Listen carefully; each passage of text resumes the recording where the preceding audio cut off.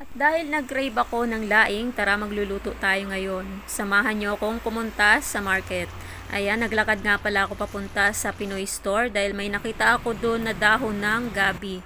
Yan, binalikan ko siya dahil nung Sunday nakita ko to. At dumiretso na rin ako sa market para bumili ng mga ibang kakailanganin sa pagluluto. Bumili ako ng isda ay paparis doon sa laing.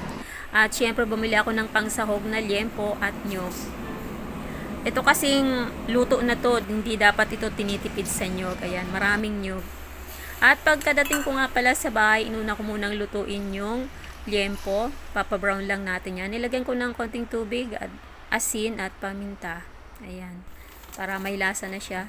Papa-brown lang yun. At ito yung gabi. Hindi ko akalain na ganito pala karami yung isang balot. Ayan. Binusan ko siya ng tubig. At ito yung ating mga sangkap.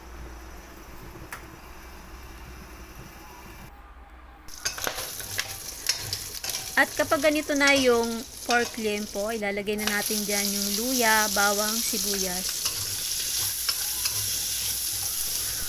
At maglalagay din tayo dyan ng alamang. Optional lang yan kung gusto nyo lang maglagay ng alamang. Ayan, pwede namang hindi.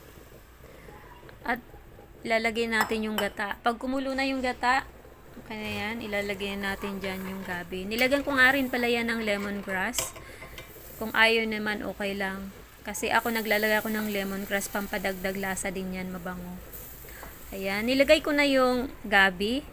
Dahil marami, lutuin lang natin yan sa mahinang apoy lang pa hanggang sa humupa. Kapag ganito na medyo natuyo na siya, ilalagay natin yung maraming gata.